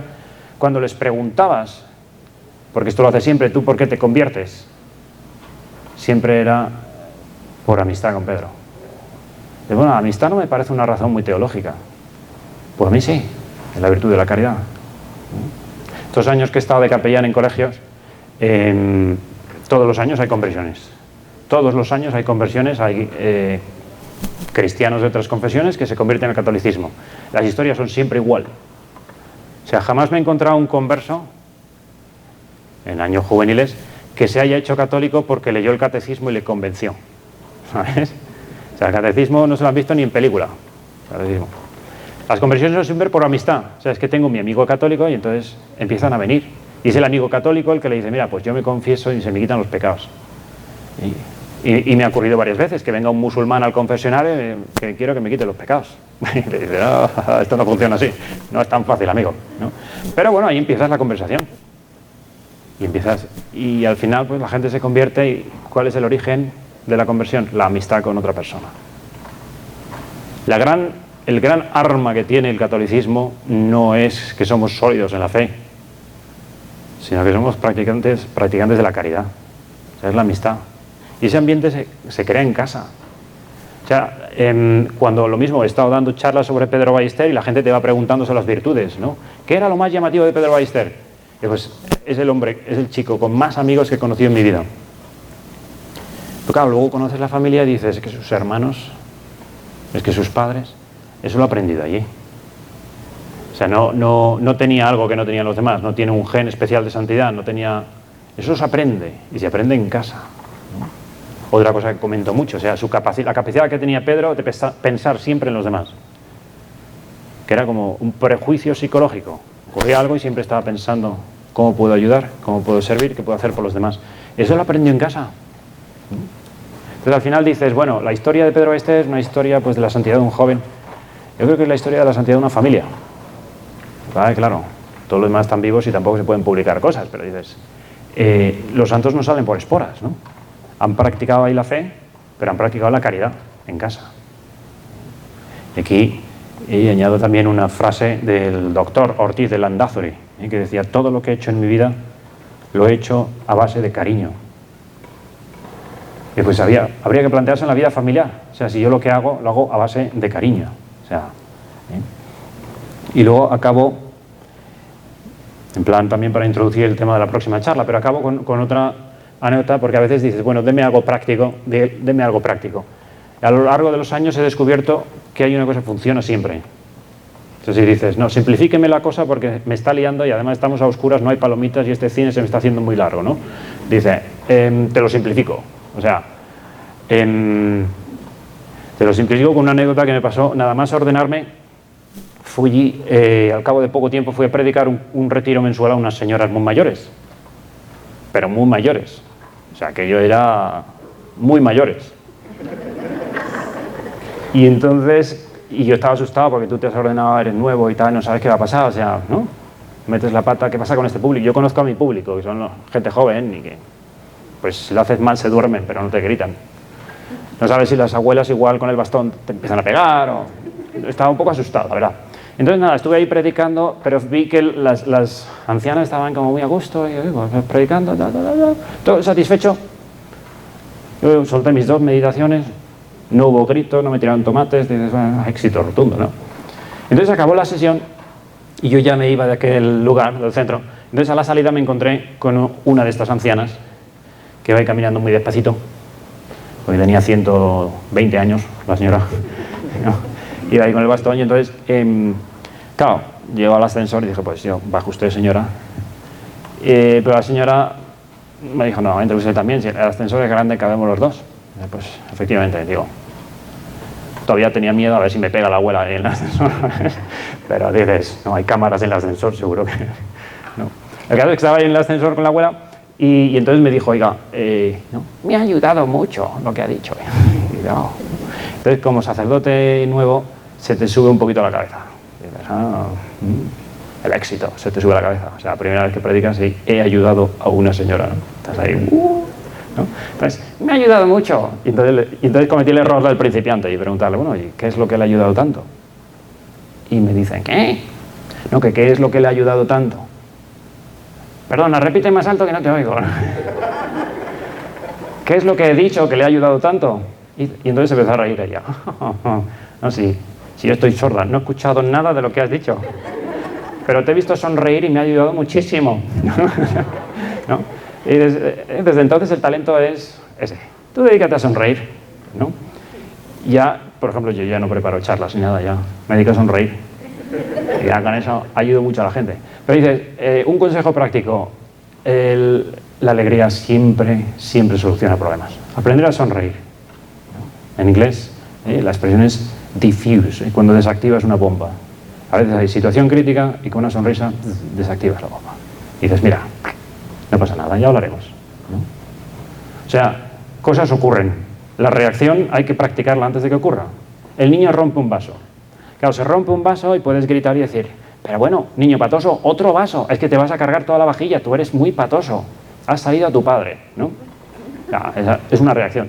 La otra reacción es, uy, se ha roto el vaso, ay, qué lástima. Pues mira, ya compraremos otro, ¿no? Pero tienes que tener cuidado con los vasos, ¿verdad? Sí, le sonríes y el vaso sigue roto, igual. Pero la familia, en este caso, ya no está rota, ¿me entiendes? Bueno, pues aprender a sonreír a veces es la única solución hábil y funciona. Y funciona. Bueno, entonces, aquí ya empezaría la otra sesión, que es después de un descanso. Pero no sé si la gente tiene algún tipo de preguntas o comentarios ya sobre esta sesión, o incluso temas que luego podrían salir en la sesión siguiente. Si tenéis ideas o decís, no, todo esto muy bien, pero no os interesa nada porque no nos habla de esto otro, pues digo, puedo hablar de fútbol, puedo hablar de Fórmula 1, ¿no? Os doy una clase de inglés, digo, lo que os parece así más útil, ¿eh? Soy un tío que se adapta bastante, lo que necesitéis. En fin, si hay preguntas o comentarios. Sí, pregunta. Padre, una pregunta. ¿Cómo poder mejorar en el ambiente familiar la relación con alguien que cambia de ánimo continuamente? Sí. O que tiene a veces como mucha dificultad para gestionar las emociones o para... Sí. ¿Cómo poder generar una relación más fluida, más sistemática, más cordial? Pues mira, conocerse y modelo Xavi Hernández. O sea, el éxito de Xavi Hernández no es que le pasaba el balón a todo el mundo igual, es que sabía lo que podía recibir cada uno en cada momento. La gente se cansa, entonces no le voy a dar un balón largo porque ahora no va a llegar. Deja que descanse y le mandaré un balón largo después, ¿no? Este era Torres. Torres podía correr 3 veces en todo un partido. O sea, Fernando Torres, esto me lo están grabando, no voy a decir lo que opino de Fernando Torres. No, pero podía hacer 3 carreras en un partido, entonces tú sabes lo que le puedes pedir a cada jugador. Pero hace falta conocerse, hace falta tratarse y hace falta saber que muchas veces lo único que hay que hacer es sonreír y dejar pasar el tiempo, ¿no? O sea, si Messi en sus buenos tiempos se quedaba parado recuperando el aliento, nadie le decía nada. Tú recupera el aliento, que dentro de 2 minutos vas a colocar un gol igualmente. O sea, los tiempos de la gente, hay que aprender los tiempos de la gente. Lo más difícil es aprender que tengo que cambiar yo, que soy la única persona que puedo cambiar. ¿Cómo puedo cambiar yo? ¿Qué tengo que cambiar yo? Y a veces es eso. Pierdo la paciencia. Es que se me suben los nervios con esta. Pues son tus nervios. Están conectados a tu sistema nervioso central y son tus sinapsis. Entonces, la culpa no es de los estímulos, es de cómo reaccionas tú. Y eso, como en cualquier equipo de fútbol, hay que sentarse y ver, oye, tú los balones, ¿cómo los quieres, largos o cortos? ¿No? Ayudar a la gente a darse cuenta de que efectivamente hay momentos en los que estaría mejor si no dijera todo lo que piensa. Suele ser casi siempre. Es mejor no digas todo lo que piensas, ¿no? Pero la sonrisa, como sistema de desactivación de bombas, dices, bueno, no es el momento. No siempre es el momento de corregir. A veces es el momento de sonreír y decir, no, pero esto es insoportable. No es cierto. Con la gracia de Dios se puede soportar, ¿sabes? Y luego lo de pon amor donde no hay amor. O sea, a veces la situación es que tenga altibajos. A veces tienes que tratar gente que no te quiere. Quizá no dentro de casa, pero ¿no? Todo el mundo tiene suegras. ¿Sabes? La suegra, como la de Pedro, ¿no? Suegras existen. Bueno, pues a veces dices, ¿qué hago yo con...? ¿no? Pues luego entramos en la próxima sesión sobre cómo amar, aprender a amar, ¿no? El tema de la práctica de la caridad en la familia, ¿no? Bueno, no sé, sí, otra pregunta ahí. Padre, ¿cómo podemos, o cómo puede uno hacer para un miembro de la familia que ha decidido alejarse de Dios se acerque nuevamente? Sí. Ha decidido claramente, expresado claramente que... Sí. Eso también lo tengo más o menos preparado para la siguiente sesión, pero es magnetismo. La palabra es magnetismo. O sea, si vivimos cristianamente, la gente al final dice que tiene él que no tenga yo, ¿no? Esto los sacerdotes tenemos la experiencia en los hospitales, que al final la gente siempre se plantea las cosas. Y la cantidad de almas que recupera uno en un hospital, que viene diciendo, por el recuerdo de mi madre, quiero confesarme y morir en paz con Dios. Y dices, bueno, pero ¿y tu fe? Es como la fe del paralítico que venía con sus amigos y dice, Jesús, viendo la fe de aquellos que acompañaban al paralítico, le curó. Pues a veces la fe de una madre, la que salva al hijo, cuando estamos ahí los sacerdotes diciendo, bueno, quiero los sacramentos, y el hombre dice, pues yo sí, por amor a mi madre, por lealtad a mi familia, por tranquilizar a mi mujer, y los sacramentos siguen siendo válidos. Y a veces la intención podría ser mucho mejor, digo, por amor a Dios, pero hay veces que uno dice, bueno, es que, ¿no? Mi hijo se ha declarado ateo. Claro, el mismo que quiere ser paracaidista, ¿no? Y quiere ser futbolista de mayor. Dale tiempo, ¿sabes? Dale tiempo, no pasa nada. Hay que ser paciente y luego la atracción, o sea, luego hablamos un poco de la educación de la libertad, ¿no? Si llevo o no llevo a los niños a misa, cuando el de 15 años me dice, oh, no quiero ir a misa, ¿no? Entonces nos peleamos ahí en la puerta de la iglesia delante del cura, ¿no? Hay maneras y maneras, ¿no? Pero el cariño siempre gana. O sea, lo último que podemos hacer es que nos noten enfadados porque han elegido lo que yo no quiero que elijan. La gente es libre, pero les acompañamos en su libertad. Yo creo que haces un error, pero te acompaño hasta el final. Pregunta. Uno escoge su profesión y la profesión la escoge pues muchas veces por el carácter personal que le ha dado. Y hay profesiones que llevan un poquito de más dulzura y otras profesiones que llevan un poco de más brusco. Sí. Si estoy en un ambiente que es más brusco por por el tipo de trabajo, cómo no llevar esa búsqueda dentro del hogar. Ajá. O sea, ¿cómo puede un boxeador volver a casa y no pegar a nadie, no? Básicamente. Pues, digo, al final, en las facetas de la vida uno tiene modos de comportarse, ¿no? Y tiene que aprender, como hacía, bueno, lo he visto hacer a mucha gente, pero un padre que cuando dejaba la chaqueta, y entraba en casa, dejaba la chaqueta, dejaba todo, su profesión, colgando, ¿no? Era un hombre que sufría mucho porque se dedicaba todo el día, era un juez de menores y era una cosa como muy... Y entonces no solo colgaba la chaqueta, colgaba la profesión, lo colgaba todo y ahí dejaba todo lo que había visto en el día y se dedicaba a la familia. Pero es un esfuerzo que tiene que hacer uno, ¿no? Y esto también vale para la gente joven. Tus problemas personales se llaman personales porque son tuyos. ¿Ves? O sea, hay gente que no, estoy enfadado con el mundo. El mundo no tiene la culpa. Si a ti te suspenden matemáticas, tu problema es con las matemáticas, no con tu madre, ¿no? O con el vecino, o incluso puede que sea con el profesor, que el profesor te ha suspendido las matemáticas. Pero tenemos que aprender a que, oye, llueve y sé sonreír con lluvia. Hace calor y sé sonreír con calor. Me suspenden, sonrío. Y apruebo todas, sonrío. O sea, otra de las cosas así heroicas que encontraba en la vida de Pedro. En un momento dado, en sus notas, porque las notas me abrieron un panorama de la lucha interior, que es lo que no veía nadie. Entonces, en el diario del centro te ponía, pues, han venido a verle no sé cuántos, ha estado todo el día con familias, luego han tenido adoración, estaba muy feliz, ha recibido a mucha gente, se ha hecho fotos, que a la gente le encantan las fotos, se ha hecho fotos ahí con todos sus amigos y tal igual. Y luego leía sus notas en el celular y entonces ponía, tengo llagas en la boca, me duele la boca, no he dormido, me duele la cabeza, el tumor que lo tenía en la pelvis sigue doliendo. Y un día me llamó la atención y ponía, me duele sonreír. Claro, en el diario ponía, no deja de sonreír. Y en sus notas, me duele sonreír. Se puede sonreír sin ganas. Es más, es un gran ejercicio. Y te cambia la vida. Esto lo practicas. O sea, de vez en cuando te vas al espejo y te sonríes. Y dices, estoy más guapo. Estoy mucho más guapo con la sonrisa. O sea, ¿no? Hay que pasear. Esto ya acabo con una anécdota personal. Cuando mi padre se estaba muriendo, teníamos ahí conversaciones muy profundas, ¿no? Estaba el hombre ahí en la cama y una de ellas fue, me metía yo con él porque había comprado cuadros, me gustaba el arte, había comprado cuadros de estos que dices, a mí me parece un mantel, ¿no? Pero él estaba enamorado de su cuadro, pues es una cortina vieja, no, es un cuadro que vale $10.000, lo que sea, ¿no? Entonces le dije, menuda inversión has hecho con los cuadros. Entonces me dijo, mira, la mejor inversión que he hecho en mi vida, una de las mejores inversiones ha sido tu ortodoncia. ¿No? Teníais que haber visto los dientes que tenía yo antes de que me enganchara el ortodoncista. Vamos, ese es un artista, Miguel Ángel. O sea, ese ha hecho una obra de arte. Una de las mejores inversiones que he hecho en mi vida fue tu ortodoncia. Entonces, haz el favor, cuando vayas por el mundo, enseñarle a todo el mundo la sonrisa que te pague.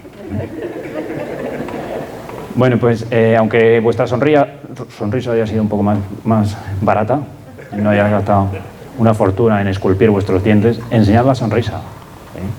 O sea, hay veces que uno dice, no tengo ganas de sonreír, ¿no? Por ejemplo, Pedro, en otra de las notas decía, yo no necesito sonreír, pero mis padres sí, sonrío por ellos, ¿no?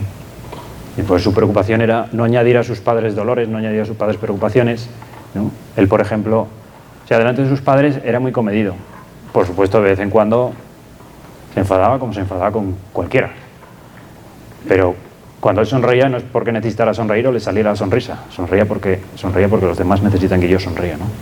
Entonces hay que aprender a entrar a la casa y decir, Xavi Hernández, ¿qué balones necesitan en casa hoy? ¿Necesitan una sonrisa? ¿Necesitan a alguien que baje la temperatura? ¿Necesitan a alguien que escuche? Pues voy a dar gracias.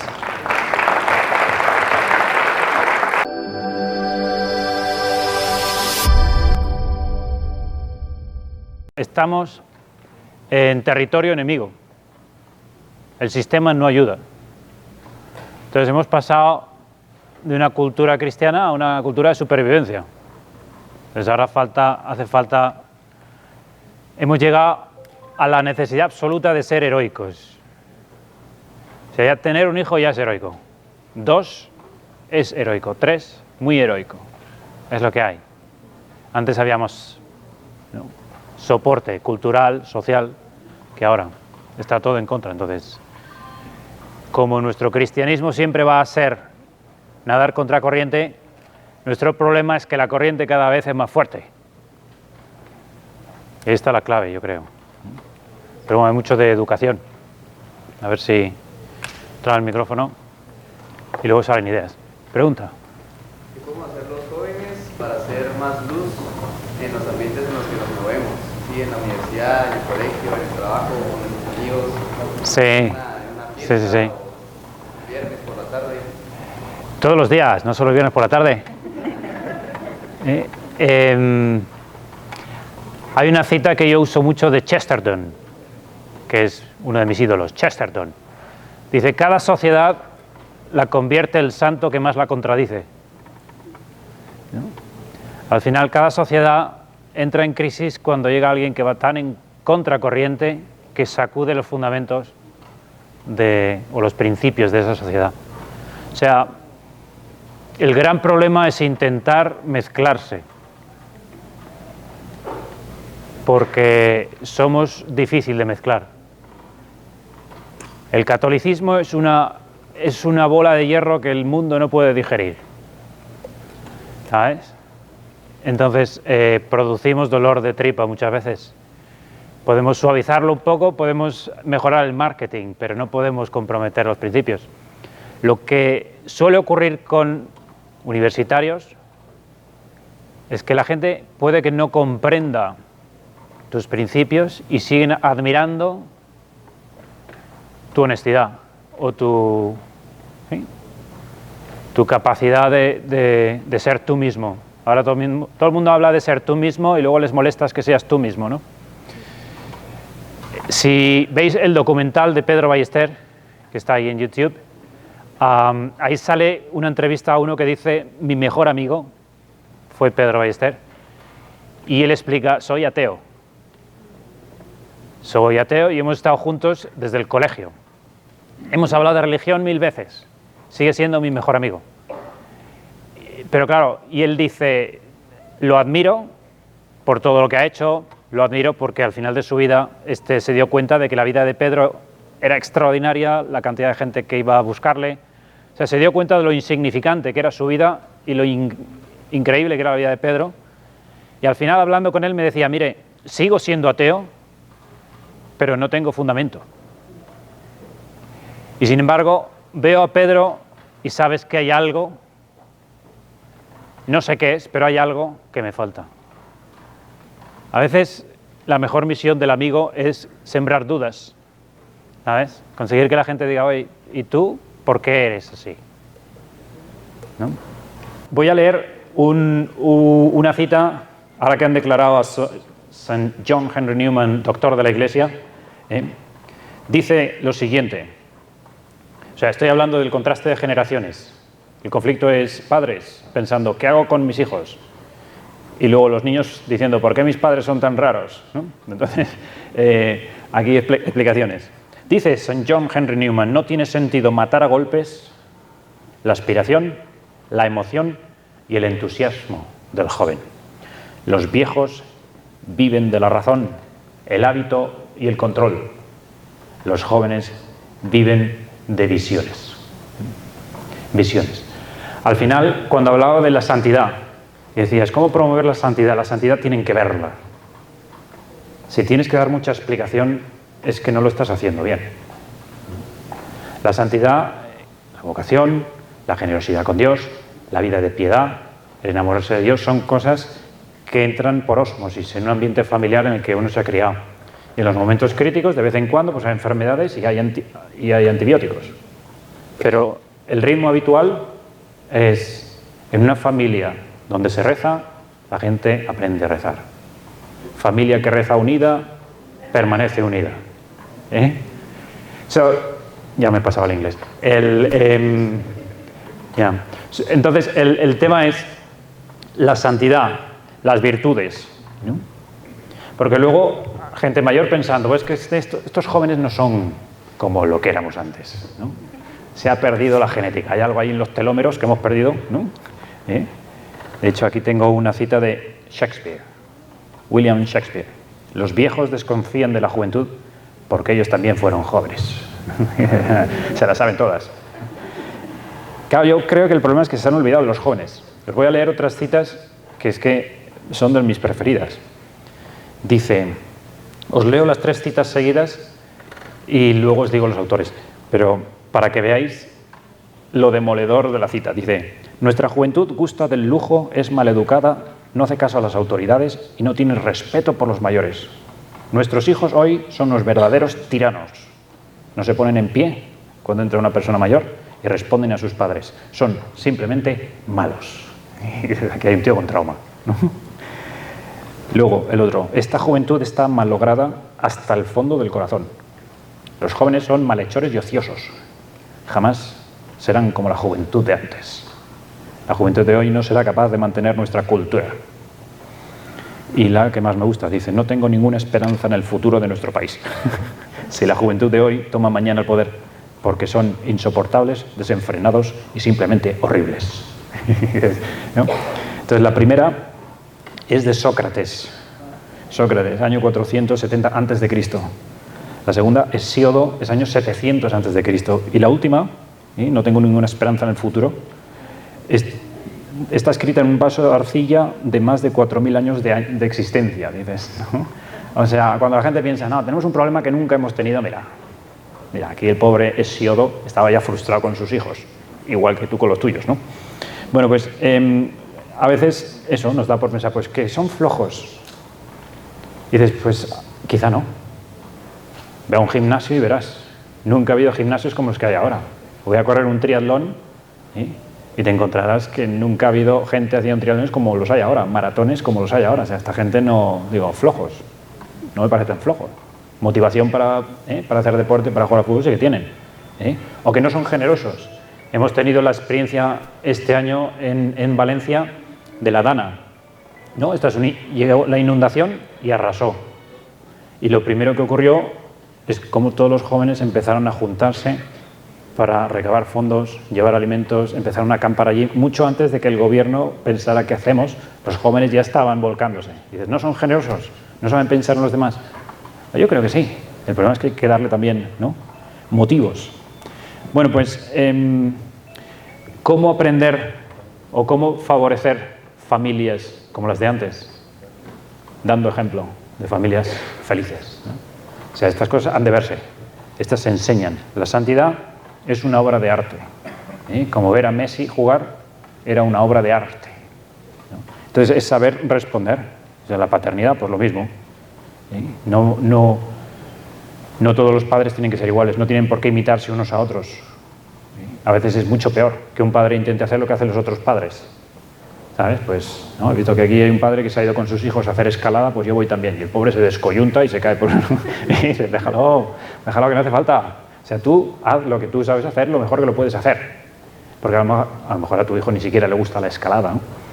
Bueno, pues lo que sí que hace falta es especialización. O sea, lo que decía antes, tu vocación no es la de ser padre, es la de ser padre de Pepito. No es la de matrimonio, es la de ser mujer de Paco. Y los hijos tenéis vocación, la de ser hijos de vuestros padres, hermanos de vuestros hermanos, hermanas de vuestros hermanos.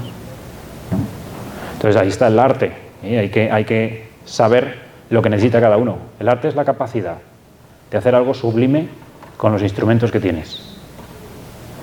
Esta es mi definición de ahora mismo, vamos. Pero el arte es la capacidad de hacer algo sublime con los instrumentos que tienes. Entonces, ese es el marido que tienes. Ese es el novio que tienes. Este es el novio, esto es lo que hay. O sea, ese pobre, el novio que te has conseguido, no sé si vas a probar algo mejor, pero de momento eso es lo que tienes, ¿no? Haz una obra de arte con lo que tienes. Es que no da para más, ya te lo digo yo, igual tampoco da para más, pero... ahora mismo se hacen obras de arte con basura. ¿No habéis visto? Bueno, pues con lo que tienes, ¿qué estás dispuesto a hacer? ¿No? ¿Qué puedes hacer? Arte. El arte es un padre que sabe sacar de sus hijos lo mejor, y cada uno de sus hijos es distinto, y a cada uno le tiene que hablar de manera distinta, y a cada uno le pide algo distinto, y con cada uno pasa un tiempo distinto. El tiempo de calidad, que dice, ¿no? Tiempo de calidad con cada hijo. Y los hijos tienen que hacer un esfuerzo para tiempo de calidad con el papá. O sea, la familia es trabajo en equipo, ¿no? Otra de las cosas que durante todos estos años en los colegios me he dado cuenta, ¿sí? Lo escuché una vez y al principio me resistí, pero cada vez tiene más sentido. Dice, la gente no se acuerda de lo que les dices, sino de cómo les hiciste sentirse. La gente se acuerda de los sentimientos. O sea, bueno, ¿y qué os dijo? No, pues estuvo muy bien, pero ¿y qué pasó? No, pues cosas. Pues le ha gustado, pero ya no se acuerda de más. A veces la motivación es sencillamente así, ¿no? A veces nos damos sermones y dices, a lo mejor no hacen falta tantas palabras. Una imagen, un ejemplo, una situación. ¿Sí? En Navidad estuve con la familia de los Ballester, estuvimos hablando y entonces les estuve preguntando cosas para ver si podía ampliar ahí un poco la información. Y entonces me contaban los dos hermanos que muchas veces cuando volvían del cole, en el carro, estaban los tres pequeños detrás, Pedro, Carlos, Javi, y se estaban peleando. Y entonces cuando se peleaban en el asiento de atrás, la mamá paraba el coche, se quitaba el cinturón, se giraba y les daba un sermón sobre, en la familia tenemos que estar unidos, no pega a sus hermanos, sabe que te pego, tita. Entonces, claro, los pobres niños que sí, estaban peleando, como se pelean todos, pues se quedaban ahí aguantando el sermón, ¿no? Y entonces cuando acababa el sermón, pues la mamá arrancaba y volvían a casa. Entonces, claro, me decían los dos pequeños, Carlos y Javi, que llegó un momento en que era sermón diario y no se le acababa a la mamá. O sea, era capaz de, ¿no? Y al final dejamos de pegarnos para ahorrarnos el sermón. Funcionó, ¿sabes? Pero dices, claro, ahora pregúntale tú, ¿y de qué os hablaba? No se acuerda de nada. O sea, pero funcionó.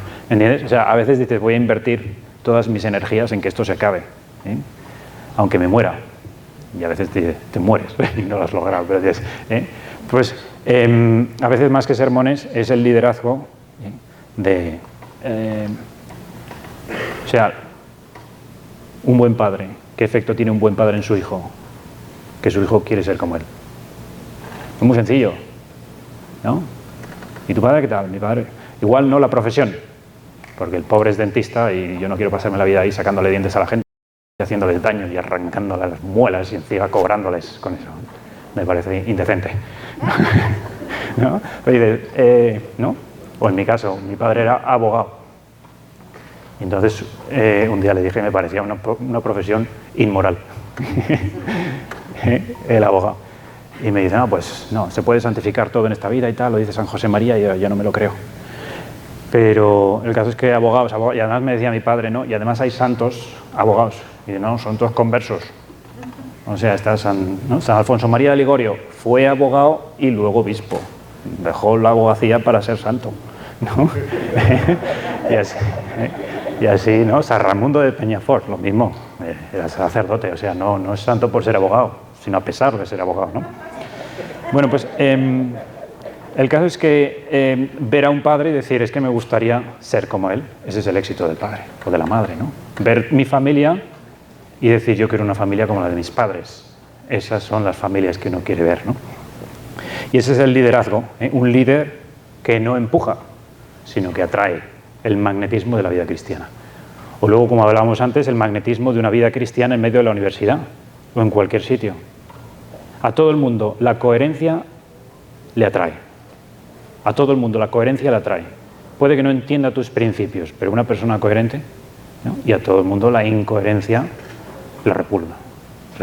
O sea, cuando ves un político que ofrece el oro y el moro y luego hace lo que... pues ya está, es un político más, ¿no? Bueno, pues el liderazgo es el imán. Y no sé si habéis leído, eso es un clásico ahora, el libro Good to Great, de Jim Collins, sobre empresas. Hacen ahí un estudio de empresas, cuáles han pasado de ser buenas a ser grandes, y tiene ahí varios niveles, y uno de ellos es el liderazgo. Entonces él mide cuáles son los líderes que han hecho las empresas más grandes, ¿no? Y las características de esos líderes. Y fue noticia porque era como contraintuitivo. Las características de los líderes más grandes era humildad, modestia. O sea, el líder sabía estar a un lado porque la organización era la prioridad. Para un padre o una madre, la familia es la prioridad. La ambición está orientada a la empresa, no al ego. A servir para que la familia sea grande, ¿no? Prepara sucesores, garantiza la continuidad, eso es una familia. Y deja un legado duradero, efectivamente. Bueno, pues entrando a la libertad. O sea, libertad es tema. Para un joven, cualquier cosa que pueda atentar su libertad ya crea urticaria. O sea, tiene una alarma muy sensible, y de hecho con muchos falsos positivos, a cualquier cosa que pueda atentar mi libertad. Cualquier imposición ahora mismo es muy impopular.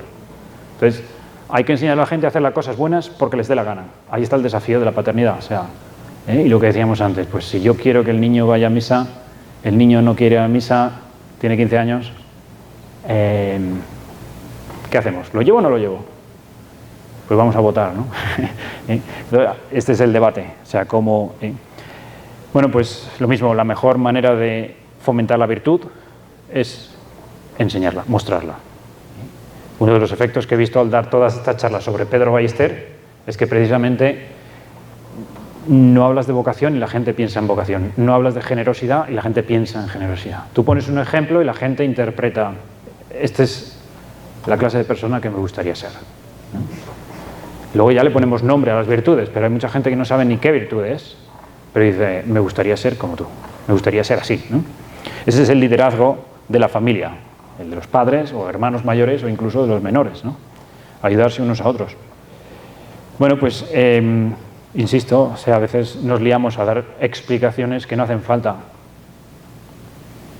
Este año hemos tenido allí, bueno, he tenido un debate con otros autores, incluyendo al andaluz, que nos fuimos ahí a tomar ahí unas cervecillas y salió el tema, y a ver, ¿y tú cómo explicas esto? ¿Y cómo explicas lo otro? Y todo.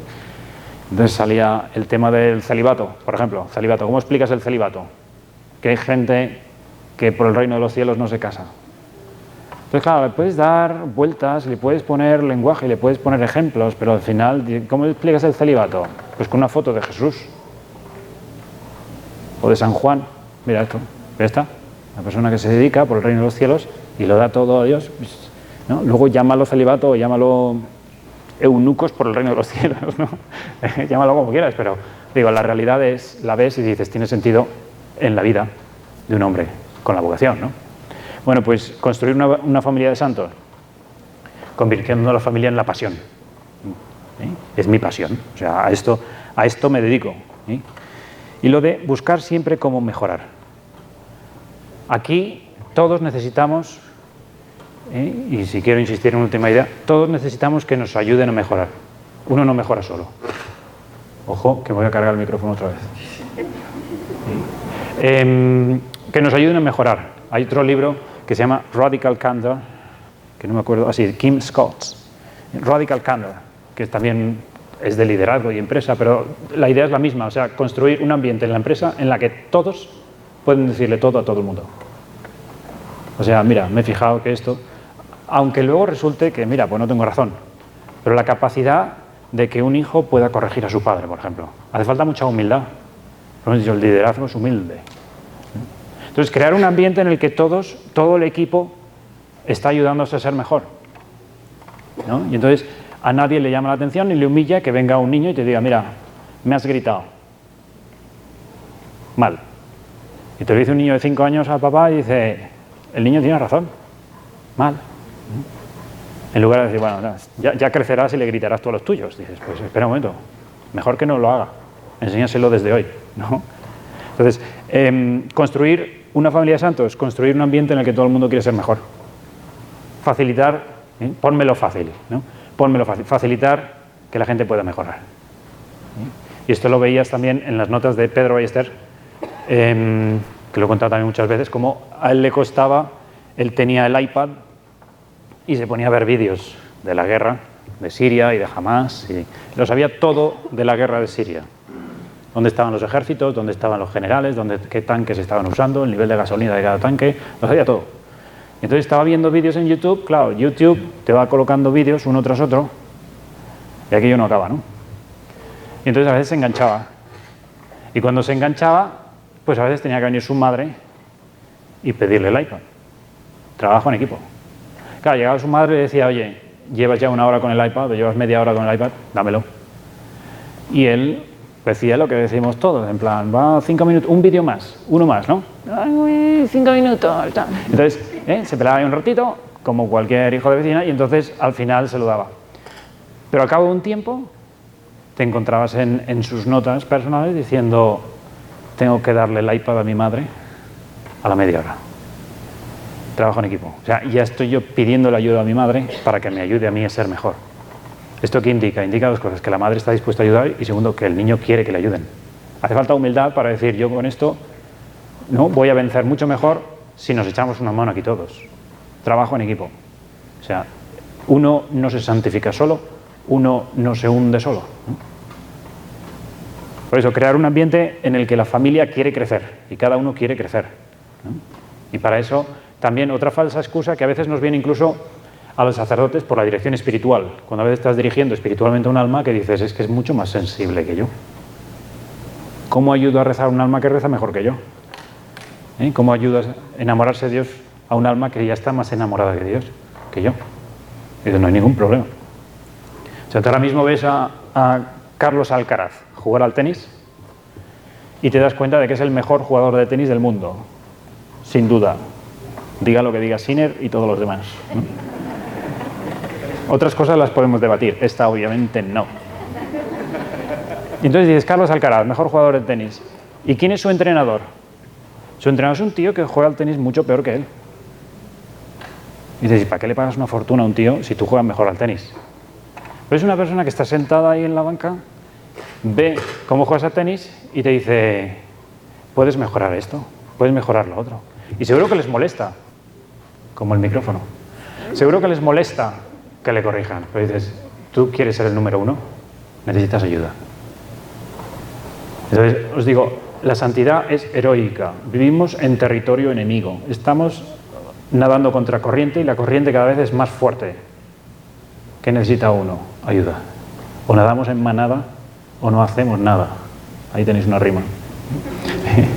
O nadamos en manada o no hacemos nada. O sea, necesitamos ayudarnos unos a otros. A mí me ayuda a ver que estamos, ¿no?, como en un equipo de fútbol. O sea, si al final te encuentras que estoy corriendo yo solo, dices, no. Y aquí no es por justificar a los del gremio, pero a veces os encontráis a un sacerdote un poco apagadito y dices, va, es que este cura, a ver si nos cambian y nos mandan a un cura así como un poquito más activo, ¿no? Al andaluz. ¿Por qué no nos mandan al andaluz? Claro, andaluz te lo mandan, pero igual dentro de 2 años está como el que tienes ahí.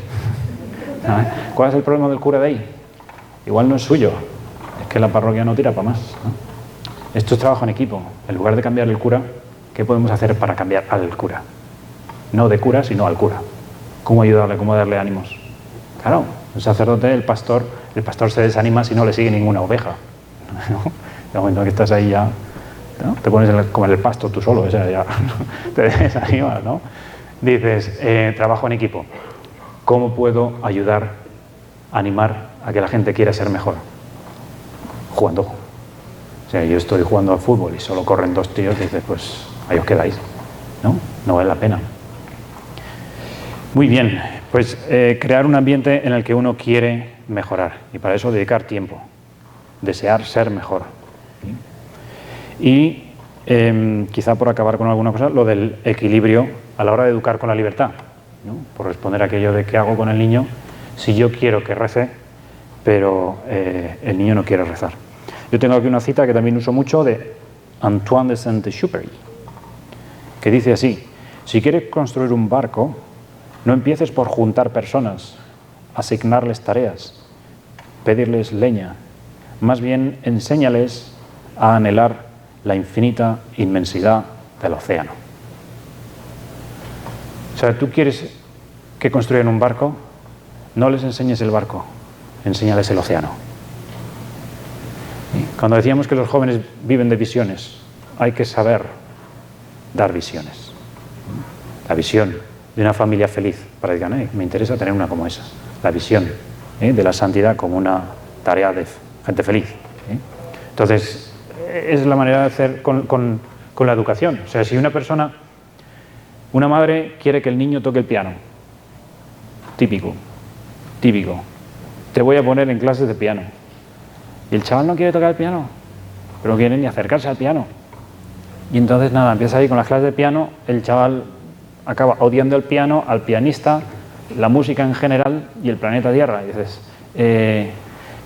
la mamá convencida es que si tocaras el piano, esto te permitiría lo que quieras. ¿Sí? En España hay otra, ahora que es aprender inglés. Hay que aprender inglés.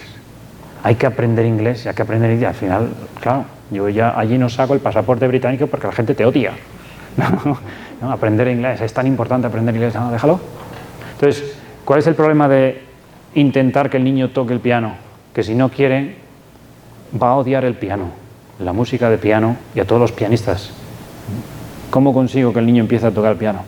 Pues en lugar de contratarle clases de piano y ponerle con un pianista, llévale a un concierto de piano. Que se enamore de la música y luego aprenda, oye, tú también podrías hacerlo como él. Tú también puedes tocar el piano, sí. ¿Sabes? Y entonces igual le compras un teclado y se lo dejas en su habitación. Un teclado de estos que puede uno usar con sus propios cascos para que no moleste a los vecinos. Y va a ir tocando y al final dice, oye, me gustaría aprender más, ¿por qué no me contratas un profesor? Entonces a veces hay que dar fundamento, porque es muy importante que aprenda el piano, pero hay que explicárselo. La Santa Misa del domingo. Pues claro, si la Santa Misa del domingo es un tostón, es un peñazo, o sea, tienes que ¿no? levantarte temprano, ir en coche, en un coche pequeño, y entonces estás encerrado allí con tus hermanos que huelen mal o lo que sea, ¿no? Y entonces llegas allí y no hay sitio para aparcar, luego el sacerdote, bueno, empieza la misa y empiezan a cantar y dice, vamos a morir todos. Y luego el sacerdote empieza la homilía y se desmayan 3 y ¿no? Así cada domingo va a venir Perry a la misa, ¿no? Y dices, ¿cuál es el planteamiento? Que si al final del domingo es el día que vamos a misa, se te queda corto. Si al final del domingo es un día de fiesta, en el que además vamos a misa, es un domingo de fiesta, es el día de la comida especial, del postre especial, del helado, y además nos vamos a misa. Y luego a la misa hay que explicarla, o sea, ¿por qué la misa es importante? Si no vamos por amor a Dios. Entonces hay que buscar maneras creativas, o sea, nos está fallando el marketing. Hay que buscar maneras creativas de explicar por qué esto es importante. ¿Entiendes? O sea, llega un momento, por ejemplo, en que me pasaba con mis padres, cuando mi madre ya estaba también mayorcita con Alzheimer, pues venían los nietos, porque había turnos para cuidarla. Y entonces, claro, venían nietos que estaban allí. ¿Para qué? O sea, la abuela tiene Alzheimer, no se sabe mi nombre. No se acuerda de quién soy. Vienes a verla y te mira y no te habla. ¿Para qué vengo a ver a la abuela? Claro, para los hijos es la mamá, pero para el nieto, la abuela. Entonces, explicarle cómo tu abuela te cuidó cuando naciste, explicarle cómo estás vivo porque tu abuela dio a luz a tu madre, explicarle cómo te quería tu abuela, explicarle qué es justicia, cuántas veces tu abuela se quedó cuidando de nuestra familia y ahora que está mayor, lo único que necesita es compañía. Entonces ahí, ya el niño empieza a tener ganas de ir a ver a una abuela que no sabe su nombre y a la que quizá no le tenía mucho cariño. Nos falla el marketing a veces con la Santa Misa también, ¿no? O sea, Dios quiere ir a verte, Dios está solo, Dios no tiene muchos amigos. Y los amigos que tiene, pues va y les pregunta, velad conmigo, y se duermen. Y entonces Dios quiere apoyarse en ti. Es importantísima tu oración. Cada vez que aparecemos en la iglesia, Dios se emociona. Y ese rato que pasas con Él lo valora tanto que se ha esperado 2000 siglos para poder pasar un segundo contigo. Le ilusiona cada palabra que le dice. Le ilusiona cuando comulgas. Le ilusiona cada oración. Que reces por otras personas. Que estés en misa también para ayudar a los pequeños. Que estés en misa para acompañar a los papás. Que estés en misa porque las almas del purgatorio están allí necesitando gente como tú que rece por ellas. No sé, nos falta el marketing a veces, ¿no? A veces es, bueno, la misa del domingo, venga, al coche. No, dejadnos salir. Al coche todo el mundo. Bueno, pues, ¿cómo educar? Y la última, y ahí sí, es la última, es buscar apoyo. Buscar apoyo, ¿no? O sea, clubs, familias, otras familias, porque si al final resulta que la gente reza, pero solo en mi casa, la gente defiende la vida, pero solo en mi casa, que la gente piensa en los demás, pero solo en mi casa. Luego cuando salgo allí no hay nadie como nosotros. Luego salgo allí y mis amigos nunca hacen eso. No tengo ningún amigo que rece, no tengo ningún amigo que haga o que piense como yo pienso. No tengo nada. Al final piensas que tu casa es un pequeño convento y el resto del mundo es, bueno, tú sal y no hables mucho. Te pueden llover palos, ¿no? Entonces dices, hay familias como la tuya. Para que el mensaje le entre, no solo porque papá insiste en que hay que pensar en los demás, que te lo diga también la tía, la prima de la tía, los amigos, los padres de tu amigo. O sea, grupo, que se vea que el mensaje no somos nosotros, no somos raros, ¿no? En conjunto. Bueno, pues la ayuda de colegios, de clubs, de familias, porque estamos en territorio enemigo y nos tenemos que proteger. Necesitamos cobertura muchas veces, ¿no? Bueno, pues eso. Un buen futbolista, un santo, no se hace un buen futbolista solo. O sea, Messi, pues ha sido el mejor del mundo porque jugaba en el Barcelona. Si hubiera jugado en el Rayo Vallecano, pues, pues igual, ¿sabes? No marcaba ni los entrenamientos. Esto es lo que hay. Un equipo también te hace grande, ¿no? Y luego eso, que a veces hay cosas que dices, ¿esto cómo afecta a la familia? Todo afecta a la familia. Todo afecta a la familia. O sea, hay cosas que dices, esto lo aprendí hace poco, pero los corredores de largo recorrido, 10 y maratones, han mejorado sus marcas en el momento en que decidieron empezar a hacer pesas en el gimnasio. Porque al principio era contraproducente. Nadie pensó, ¿para qué vas a hacer pesas? Tú lo único que tienes que hacer es correr. Corre todos los días, corre un poco más rápido cada día y ya está. Y de repente llegó un fisioterapeuta y empezó a darles ejercicios de fuerza, de piernas, de ejercicios de cosas. Empezaron a hacer pesas, fueron al gimnasio y corrían más. ¿Y qué ha pasado?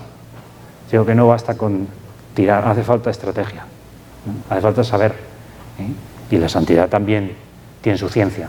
Y la ciencia es la teología, o sea, medios de formación. Uno necesita cobertura también con medios de formación. Que haya gente que te explique cómo aprender a explicar las cosas a los hijos. Esta sesión la di hace poco en Honduras y me preguntaba una señora, bueno, ¿cómo? ¿No? Pregunta típica. ¿Cómo hacer cuando tus hijos empiezan a hacerte preguntas? Pues no sé, se ha muerto la abuela y se pregunta al niño pequeño, ¿por qué Dios se lleva a la abuela? ¿No? Pregunta legítima, que sale en todas las familias en algún momento. ¿No? Se muere Sparky, el perro, y llega la pregunta, ¿Sparky se ha ido al cielo? Y dices, bueno, Sparky, ¿cómo te lo digo yo? ¿Sabes? Si ha muerto en China se lo han comido. Sparky ahora mismo, ¿no? O digo, ¿por qué hay mal en el mundo? ¿Por qué Dios permite que haya niños con cáncer? Ah, es una pregunta que te va a caer un día. Entonces a veces dices, nos ha pillado desprevenido. ¿Por qué? Porque no estamos preparados. Hay que prepararse. Al final, el número de preguntas que hay que ensayar, o respuestas que hay que ensayar, son 4 o 5. No son cosas muy complicadas. Y cuando llega la pregunta, la mamá sabe, mira, esto ocurre porque... Entonces tienes una explicación, ¿no? Hay que tener respuestas a las preguntas difíciles. Para eso hace falta formarse. No se puede improvisar. ¿De acuerdo? Muy bien, pues yo hasta aquí tenía previsto o preparado.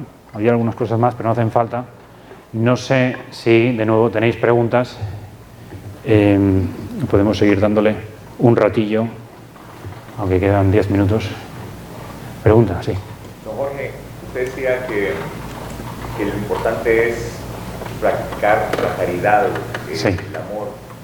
Y yo leí hace un tiempo que Enrique Rojas, este famoso psiquiatra español, sí, comentaba en un libro que de las cosas que se quejan los que están agonizando, muriendo, es no haber tenido suficiente tiempo para la familia y haberse dispersado en sí, otras cosas, en haber dedicado mucho tiempo al trabajo, sí, a las preocupaciones, a los agobios. Y ahora pudiéramos decir, quizás preocuparnos más por cosas de afuera, redes digitales, sí, comunidades, plataformas, tecnología, en fin, estar muy dispersos. Que sí, a veces no tenemos ese sentido de disponibilidad para estar en el uno a uno con la gente que uno más quiere. sí. ¿Cómo encontrar eso? ¿Cómo encontrar ese equilibrio, ese balance? ¿Cómo ser más disponible para la gente que esto, sí, no le dedicamos tiempo? Esto me recuerda a un libro que se publicó y ha sido también muy famoso, de Brownie Wea, que era una enfermera, que se llama The 5 Regrets of the Dying, los 5 arrepentimientos de los que se mueren. ¿De qué se arrepiente la gente cuando se muere? Ella es enfermera de paliativos y veía que la gente repetía lo mismo. Estaban muriendo y el número 1 era eso, no haberle dedicado a la familia el tiempo. Esto era, decía, todos los varones se arrepentían de haber dedicado mucho al trabajo y poco a la familia, ¿no? Y dices, ¿cómo evitarlo? Hay que prepararse. O sea, lo que digo de ir contracorriente, si tú no eres activo, vas para atrás. O sea, para ser mediocre no hay que hacer nada.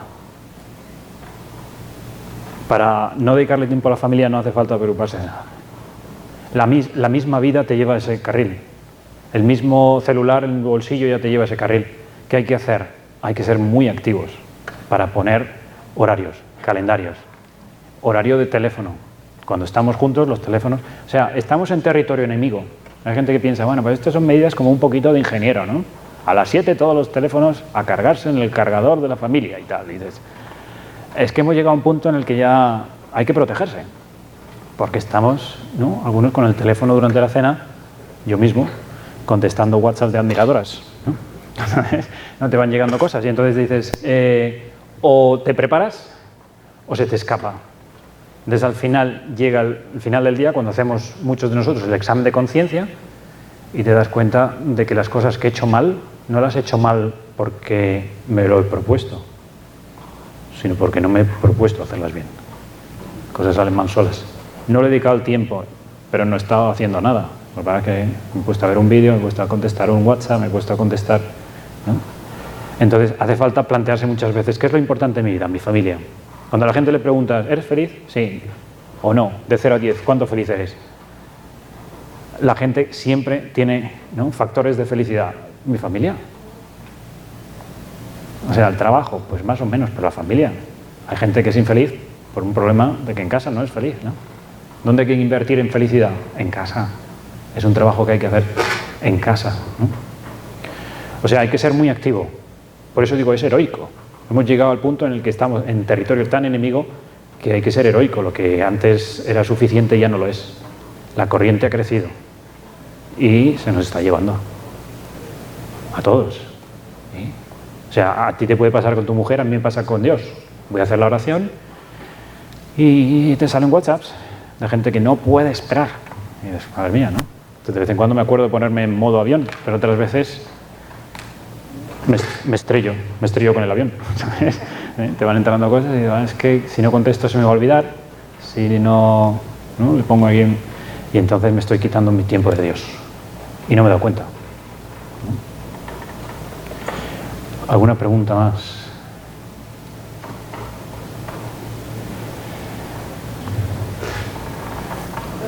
Sí. Coincidí con Pedro varias veces, sí. ¿Pero vivía en el mismo centro? A temporadas. O sea, Pedro vino a Londres a estudiar la carrera, pero estuvo 4 meses y luego le diagnosticaron, se volvió a Manchester.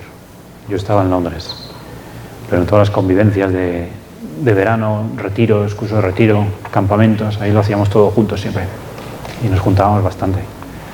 Pero sí, o sea, Pedro es un ejemplo de eso. O sea, Pedro dejaba el teléfono en otra habitación para dedicar tiempo a la gente. Y era llamativo eso, dedicar tiempo a la gente continuamente. Entraba una enfermera, le preguntaba el nombre, le preguntaba si era católica o no, cristiano o no, para pedirle que rezara por él. Y luego le preguntaba, ¿qué quiere que rece yo por usted?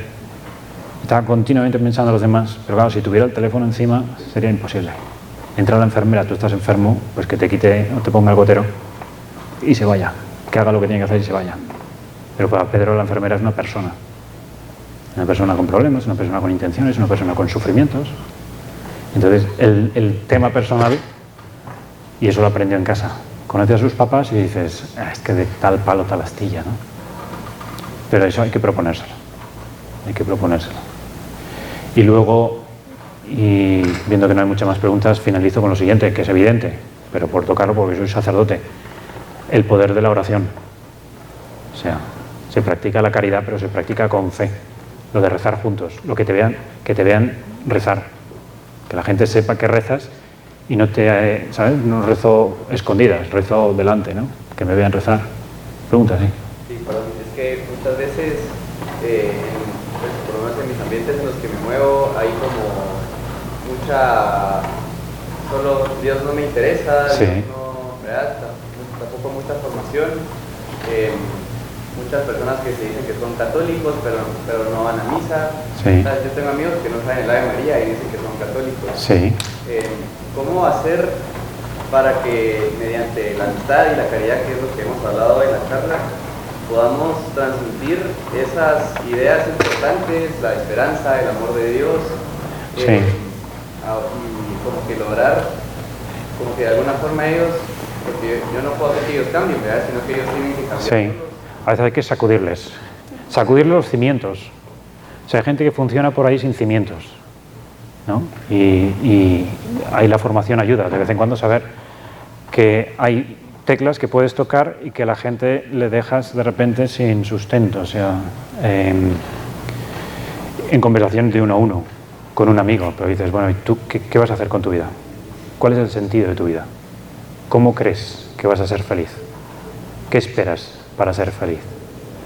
Y van saliendo planteamientos y enseguida empiezas a diagnosticar problemas. O sea, ¿vas a ser feliz cuando tengas el trabajo? ¿Quieres ser médico? Entonces, ¿todos los médicos son felices? No. Entonces, volvemos al principio. ¿Qué necesitas para ser feliz? Entonces la gente va diciendo cosas y se las vas desmontando y al final se va a su casa, pero se va con el run run. Ojo, que este tipo sabe cómo ser feliz y yo no. O sea, somos profesionales de sembrar dudas, porque la gente prefiere, no, tú tira. Espera un momento. Waze, Guatemala, tráfico, trauma personal del cura. Dices, a veces Waze te lleva por un sitio, oye, mira el mapa, porque a lo mejor tú conoces uno mejor. O sea, Waze es una aplicación, tú eres una persona humana, ¿no? Y dices, plantéatelo, sacúdelo, prueba otra aplicación. Hazle a la gente pensar, ¿cuál es el fundamento? Sobre todo, eso, no hay nadie que no le guste ser feliz. Entonces, tú le preguntas, que lo hacía Pedro muchas veces, ¿eres feliz? La gente te dirá, sí. No, pero de 0 a 10. ¿Eres 10 feliz? Y la gente no. ¿Qué te falta? La gente no lo sabe. ¿Cómo vas a conseguir ser feliz? ¿O estás esperando que alguien te haga feliz? El tema de la felicidad muchas veces es para pensar. Y a veces vamos sembrando dudas para que la gente se dé cuenta efectivamente, incluso nosotros, porque yo tampoco tengo muchas respuestas. Voy a formarme bien porque me las van a preguntar, ¿no? Pero el sentido de la vida, el por qué nacemos, morimos, por qué existimos, estas cosas, digo, la gente no tiende a pensarlas, hay que sacudirles para que la piensen. ¿De acuerdo? Pero eso siempre de uno en uno. Sí. Padre, usted decía que estamos tras la línea enemiga. Sí. Y ahora los medios han magnificado esa idea de que hay un pensamiento único que se nos trata de imponer en libros, sí, películas, discusiones, chats, podcasts. Digamos, un poco desde nuestra particularidad, desde nuestra profesión, desde nuestra esquinita, desde nuestra casa, podemos ir cambiando esas dinámicas. Yo creo que igual, sembrando dudas. O sea, esto ocurre muchas veces, que la gente te dice, ¿quién eres tú para decirme lo que está bien? ¿No? Por ejemplo, el relativismo. ¿Quién eres tú para decirme lo que está bien y lo que está mal? Y dices, vale. Entonces, ¿tú crees que las cosas están bien según personas? Sí. Vale, entonces, por ejemplo, el holocausto, gasear judíos no tiene por qué ser necesariamente malo. Igual a ti te parece malo, pero los nazis, ¿no? No les parece tan malo. ¿Quién eres tú para decir? No, pero eso está mal, ¿no? Hay aberraciones que dicen, no, eso es una aberración. Y dices, o sea, hay cosas que sí que están mal. ¿Y quién eres tú para decir que los nazis lo hacen? ¿No?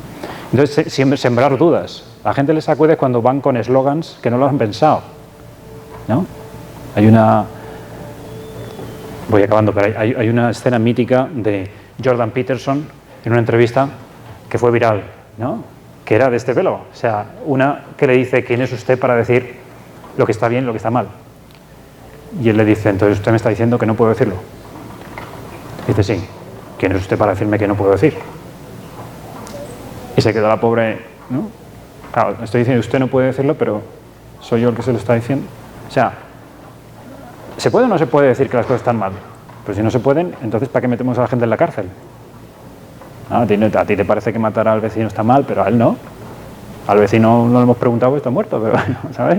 Entonces creas dudas, sacudes las conciencias y dices, ojo, que necesitamos un sistema, a esto hay que pensarlo.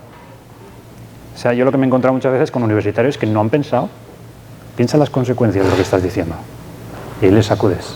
Entonces, sembrar dudas yo creo que es bastante útil. Porque la gente está muy segura porque nos han dicho que no se puede, lo que sea, o te tildan homófobo, porque persigues a los homosexuales. Yo no persigo a nadie, no me has visto por la calle perseguir a nadie. Pero bueno, está prohibido tener un pensamiento que no concuerda con otros pensamientos, ¿no? Y dices, estamos acabando. No, yo ya... ¿Sí? ¿Dónde? Ah, pregunta. ¿Podemos meter la santidad en las redes sociales? La santidad está en las redes sociales, no se puede sacar. O sea, la santidad permea todo. O sea, donde hay un santo hay santidad, y los santos tienen Instagram, ¿no? Por eso me gusta la causa de Pedro Ballester.